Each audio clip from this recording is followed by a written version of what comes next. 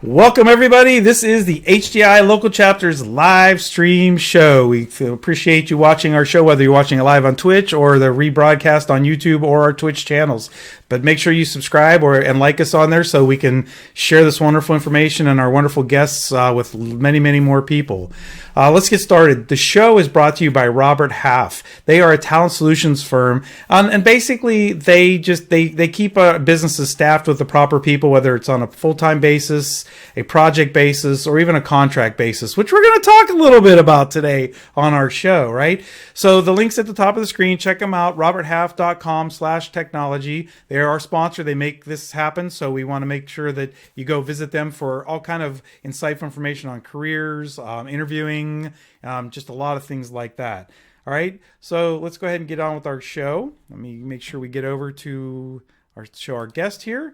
So our guest today, returning guest, is Erin Waterman. Erin is an information technology professional who loves building relationships through curiosity, empathy, and creativity during the troubleshooting process. Now, currently, Erin is navigating the flow of balancing full-time work while going back to college to earn a bachelor's degree, which has been challenging but rewarding, right, Erin?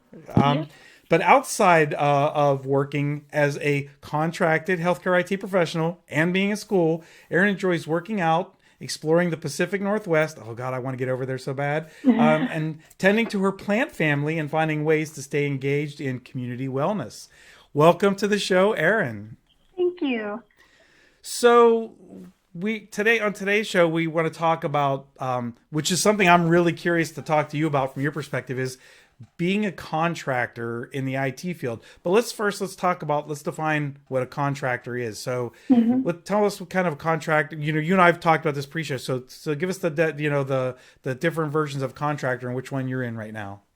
Yeah, so you can be an independent contractor where today you could be working for company A and tomorrow company B, or you can be a contractor with an agency who places you within one company. And I am the one with one company. I go through an agency. Okay, so I got to ask you, we've seen the Great Resignation. We've talked about that. We know there's lots of IT jobs out there. So, Erin, why are you a contractor? I mean, come on, you could get a full-time job. Well, a person with your skill set, especially because, we've been chatting and you're doing a lot of wonderful things. And since the last time I've been on the show, you've grown leaps and bounds in IT professionally. So why would you want to be a contractor?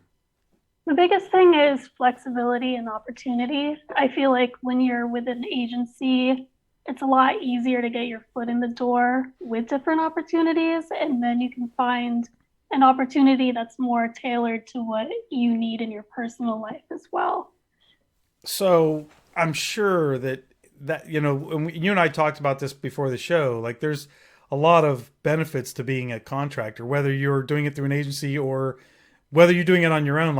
I know I hire contractors, companies that contract to me that are independent consultants, if you will. I guess that's another way to look at it, right? And there's a lot of, let's just say they can be very well compensated for being an independent contractor, but I'm sure it's not all rosy. So what are some of the downsides to being a contractor, at least from your perspective?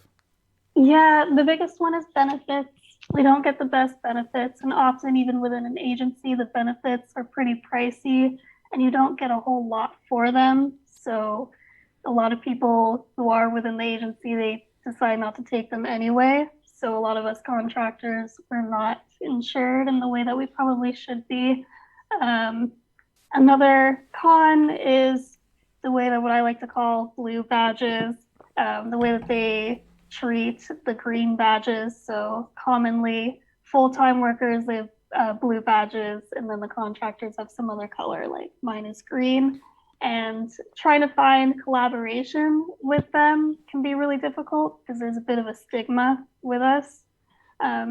Those would probably be the two biggest cons. So that's interesting you talk about that, because we talked a lot in the last 2 years about equity and inclusion. And I know that from when I worked, you and I talked about, I worked for a company that we had, our company colors were orange and blue, and the blue was the work, the employees, and the orange was the contractor. And I know it was intentionally made so that we knew who contractors were, so that we knew that they were there, and not to abuse them or anything, but just so that we knew, like, I guess you had to keep an eye on them because they didn't have maybe the same security clearances. In our case, it was security clearances and things like that.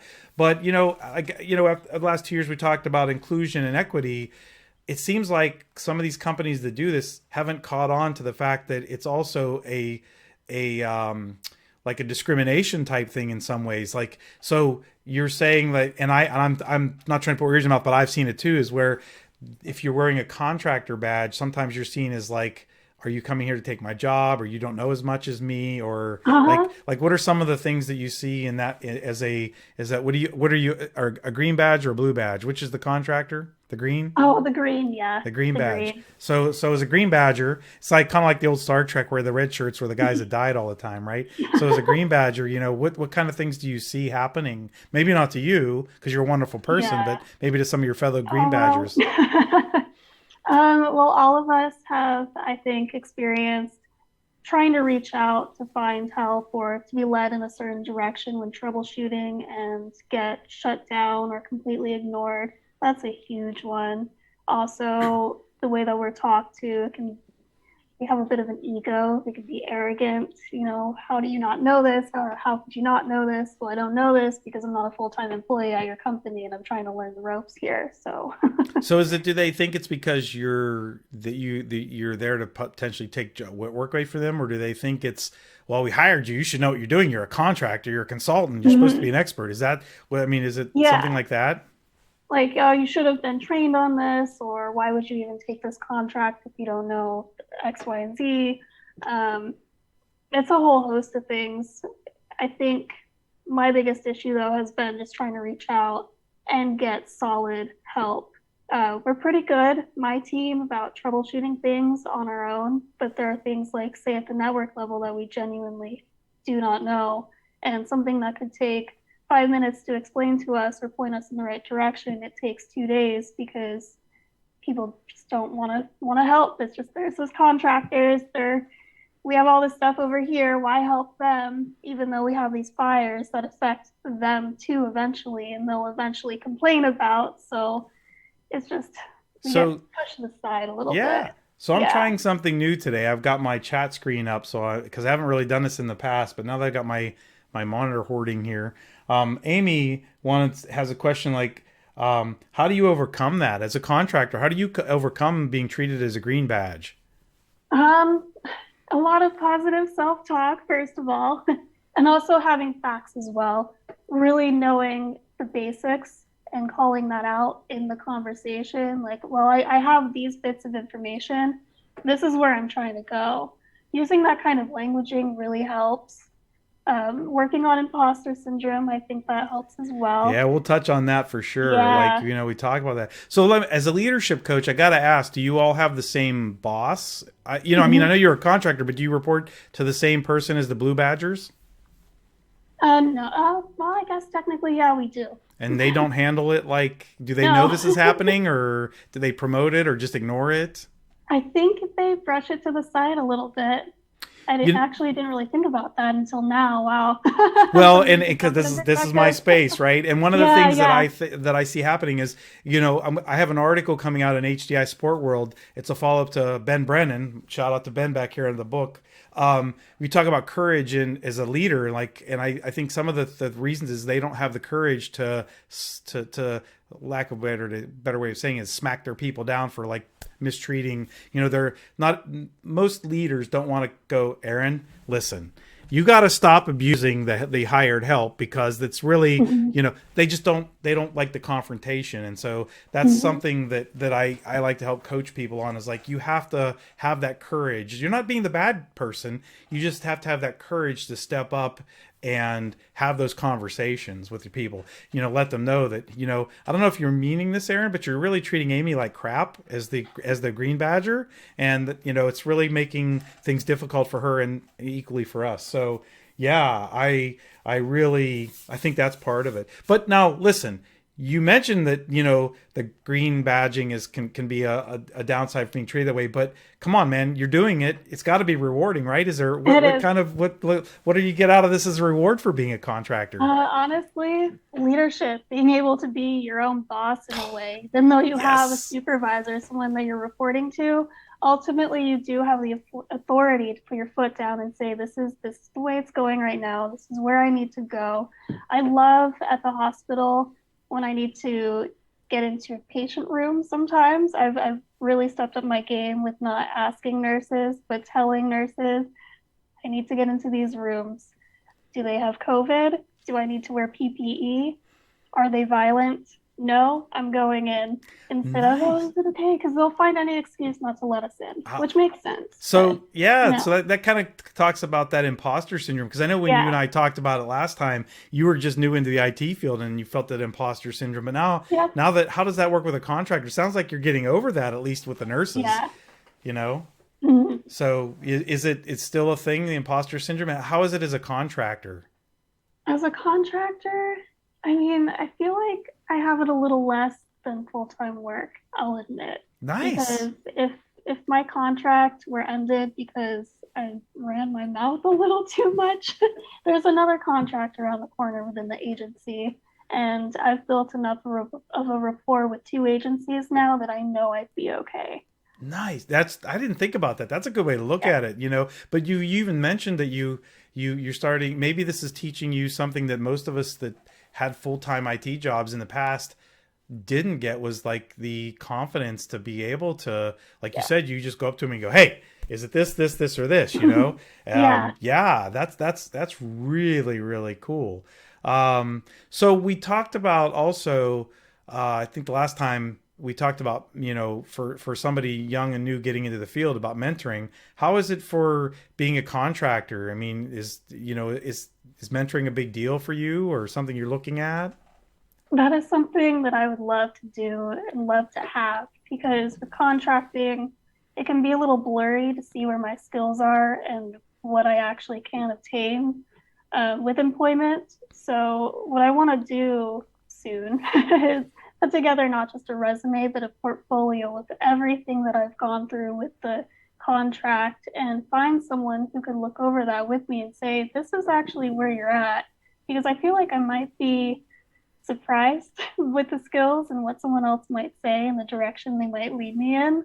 And I'd love to do that for other people too, because at this point, I think I'm at a level 2 desktop support is basically my niche. So it'd be great for people on the help desk to go over what they've gone through and say, this is where you could go. Step it up. Yeah. So if we have Yeah. anybody listening to our show that would like to help Erin out in that, contact us. We'll have the information here at the end of the show. But yeah, and Erin, I love that, being able to give back, and being Mm-hmm. part of this community is what that's about. I'm sure, like, the people that I mentioned to you earlier and going to those conferences will tell you, like, we really enjoy giving back and helping out. And I'm fortunate I work for a place right now that we bring in people from college or even not college into our L1 and teach them L1 and then help them get into L2 and L3 and L4. So that's really cool. But I never thought about the mentoring space for contracting. That is Mm-hmm. that it is a different space. Not a bad one. It's just different, right? Yeah. So, all right, let me see. What else do we have that I wanted to ask you about? We talked about the imposters. So we actually are down to, believe it or not, we're already down to the last few minutes of the show, Erin. Before I go off on another tangent here, I just want to, Mm-hmm. is there any advice or tips you would like to give people that are looking possibly to get into the contracting space, or if they can't find a full-time job with an employer, maybe as an alternative? Yeah. I guess I'll just echo step it up. Challenge yourself, apply for roles that maybe you're not super confident in, but you may be surprised at what people say or what feedback you get. A lot of times with agencies, when you interview, they'll get feedback from the company and then they'll relay that back to you. And actually, when I did my first contract interview, I didn't get it. And the reason was because I was the more technical candidate, and they were afraid if I took it, I would drop it within a couple weeks of getting bored. And Whoa. that blew my mind. So step it up in the most polite way possible. Find mentors. And I say that because um, there are people in my life who have really, in a way, said, step it up or communicated it, maybe not directly, but indirectly. And my life has definitely changed because of that. Yeah, I can imagine. And Yeah. I can imagine also having a network to help you out too, like, Yeah. getting to know the people, in your network that can help you out, coach you, mentor you, even to help you make those connections Uh-huh. into that. So do you think you're going to do this contracting thing forever? Are you going to look eventually for full time, or, Um, hey, maybe there's the independent consultant thing you could do. We talked about that about, yeah. before the show. One of my retirement dreams is to be an independent consultant. So, hmm Yeah, I am exploring some opportunities right now. So I'm open to full-time work after assessing some things, especially with this contract. They changed the flexibility, so it just feels like full-time work anyway. It doesn't feel like what I went into it for.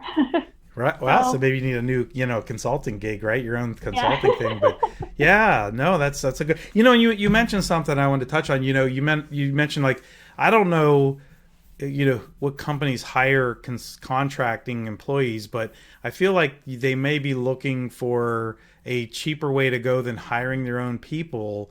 And for somebody hmm like you, that gives you seems to me, and sounds like what you're saying is you get the opportunity to walk in somewhat knowledgeable and walk out very knowledgeable about things because Yeah. you learn Yep. so much. Is that what you? Absolutely. Yeah. Yeah, I 100% agree. I love it. That's one of the biggest benefits of contracting.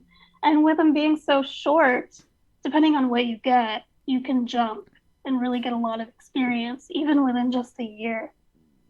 Yeah, and so I will give you some advice. I just thought about this because I'm in the process right now of hiring people, and I see people that look like they hop jobs every 6 months to a year. I would advise you, at least from my perspective, and people may disagree with me in the comments, and that's okay. But as a hiring manager, if you're going to go for that full time job, be upfront about, even on your resume, about, like, you did this as a contractor, because when I look at that and go, oh, they were a contractor, I get why they went from job to job. Whereas if you're just, because one of the fears that I have as a manager is that you're you keep jumping to try to get up the ladder more, and you're only going to be with me for 6 months. But if I'm looking at you going, oh, Erin, you're looking for a full-time job after contracting, cool. If you're that dedicated to doing the contracting thing, I'm pretty sure you'll work out for us here. So just Yeah. just a word of advice that let people know that that's why you were jumping, is, Yeah. not use and abuse the employers to get up, move up. Although, Yep. can't say I haven't done that in the past, but, anyway. Listen, we are actually at the end of our show, so I wanted to thank you again for being our guest. You were a guest early Yeah. on in our season one. Now you're early on in season two. Welcome you back. We enjoyed having you on the show. Maybe Amy can talk you into being a part of our, part of our team one of these days. But Oh, I really maybe. hope you can, we can meet you in person one day at a conference or something. Mhm. So thank you, everybody, for watching. If you want to find out more about HDI Local Chapters, our address is at the top of the screen, our website. You can find out how to become a member, how to become a sponsor, all about our events and our conferences. And then down below, we have our Twitch channel, YouTube channel, and LinkedIn, where you can find us. Basically look at us for hashtag HDI Local, and you'll find out all about us. Erin, thank you for being a wonderful guest once again. Yeah, thank you. Thank you, everybody. We'll see you next week.